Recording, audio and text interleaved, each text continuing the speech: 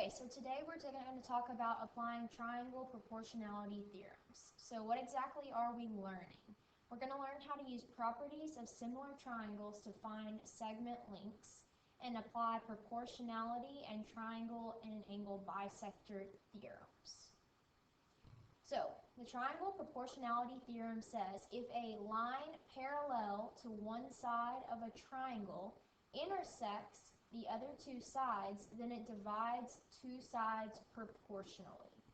In other words, TU, this line right here, being parallel to QS, this line right here, is going to make RT, this piece here, over TQ, this piece here, proportional to RU over US.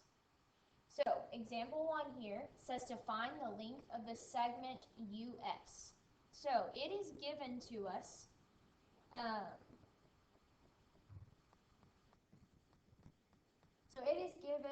that UV is parallel to ST.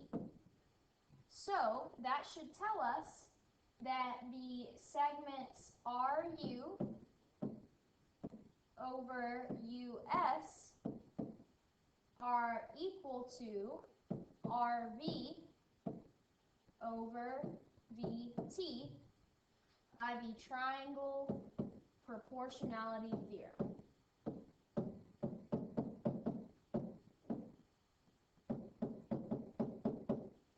So, because we knew that these two were parallel, that meant that RU and US is equal to RV over VT. So, since I have that RU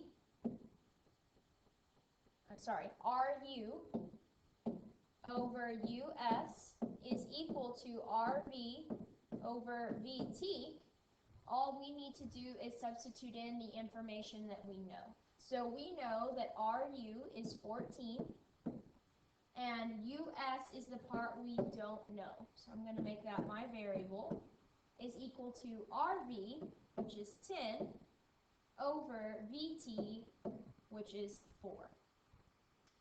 So I can cross multiply and solve here.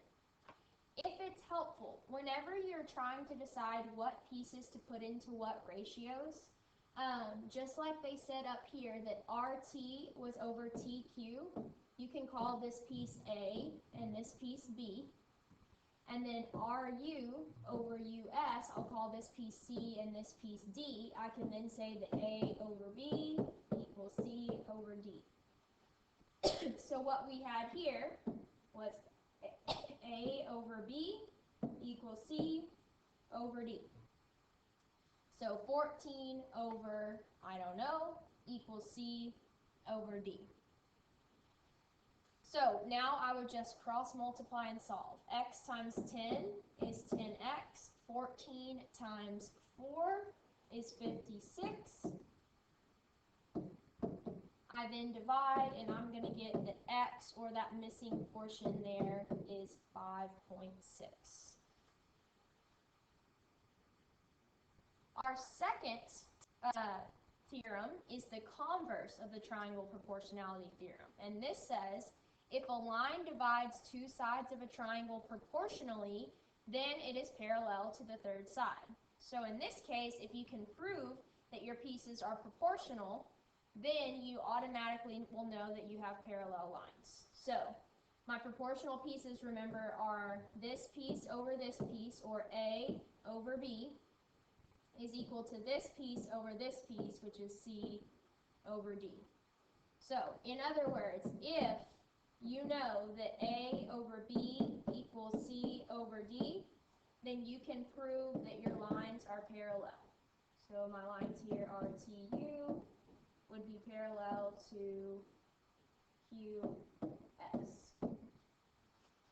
So, I'm going to verify that here in this next example. So, I first would need to set up my proportion. So, I'm going to have A and B and D. So, for my A over B, I have 10 over 15 is equal to, for C over D, we have 8 over 12.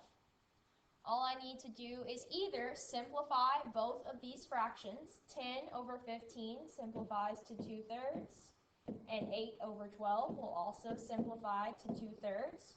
Or you could actually cross multiply here. 10 times 12 is 120, and 15 times 8 also 120. Either way verifies that my side AB over CD is AB is proportional to side CD, and therefore we have proved that we do have parallel lines here at at DE and BC. So since we proved that 10 over 15 was equal to 8 over 12, that meant that our segment DE was parallel to BC by the converse of the triangle proportionality theorem. So let's look at another example. This says if three parallel lines intersect two transversals, then they divide the transversals proportionally. In other words, I'm looking at UW, which is this portion, and YW, this portion, VX here and XZ here. This is like my A, B, C, and D. So my proof for this would be that A over B should be equal to C over D. So keeping that in mind, let's look at this next example. It says, suppose that an artist decided to make a larger sketch of the trees. In the figure, if AB, so from here to here, is 4.5, BC, here to here, is 2.6, and CD is 4.1, and KL is 4.9, find LM and MN to the nearest tenth of an inch.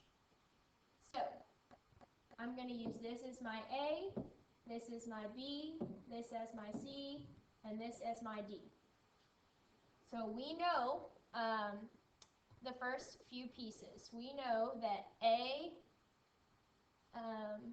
in our A over B is 4.5, and that our B is 2.6.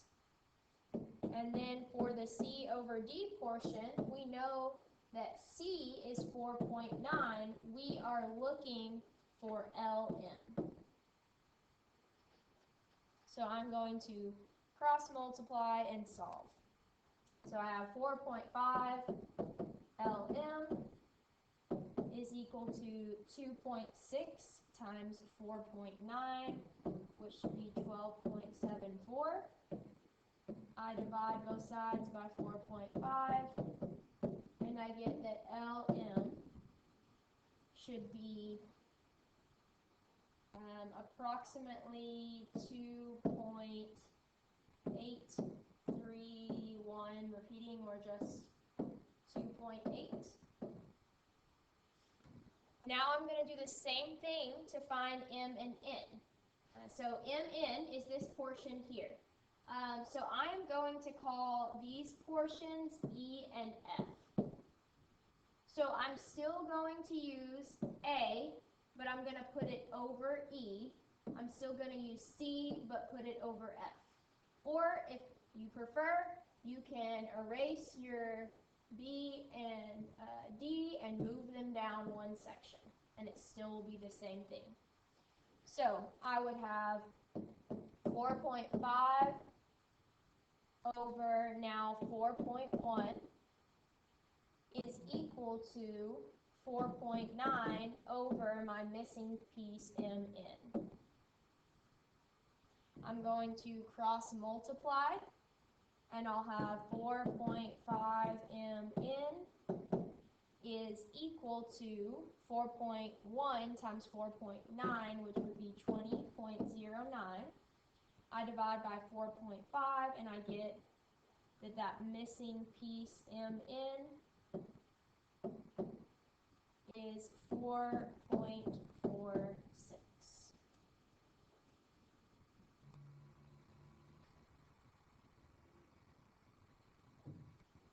All right, the next theorem says if a ray bisects an angle of a triangle, remember bisects means cuts it in half, then it divides the opposite side into segments whose lengths are proportional to the lengths of the other two sides.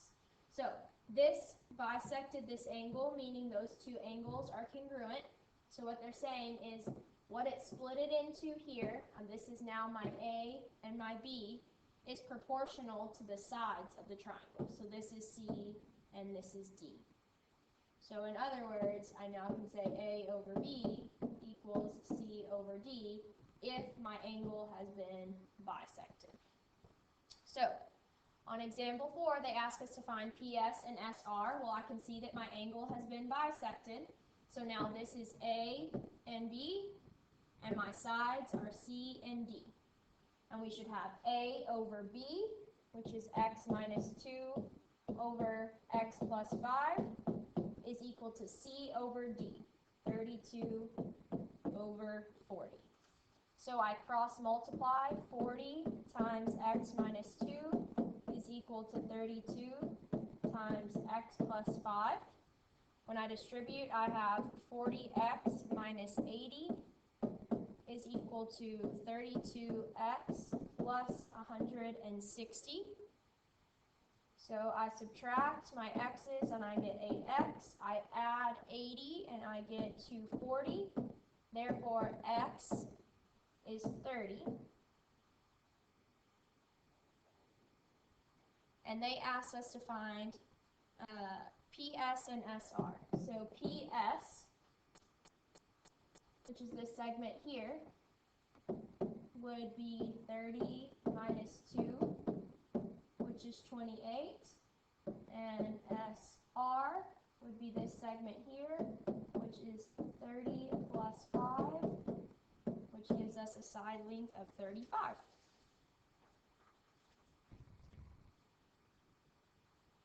So if you'll flip it over onto our last page, to sum up our two properties that we've learned here, it says find the length of FG. So in this one, we have our parallel lines. So when you have your parallel lines, your pieces over here on the side are your A and B, and your pieces over here are your C and D. It doesn't matter if you switch the places of A and B and C and D, as long as you keep A and B on the same side and C and D on the same side. So I would have 20 over 30 is equal to 11 over, we don't know D. So we cross multiply, we've got 20D is equal to 330. So we get that D must be 16.5.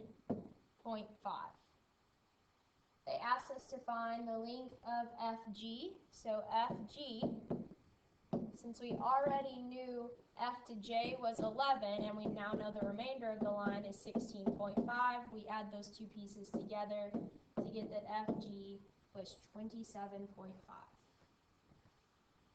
Okay, number 2. This one has an angle bisector. We know that because these two pieces were marked as congruent. So now my A and B are these two pieces, and my C and D are these two pieces. So for my A over B, we've got 12.5 over 7.5 is equal to x plus 5 over x minus 5. I then need to cross multiply. So we would have 12.5 times x minus 5 is equal to 7.5 times x plus 5. Once I distribute, I have 12.5x minus 62.5 is equal to 7.5x plus 37.5.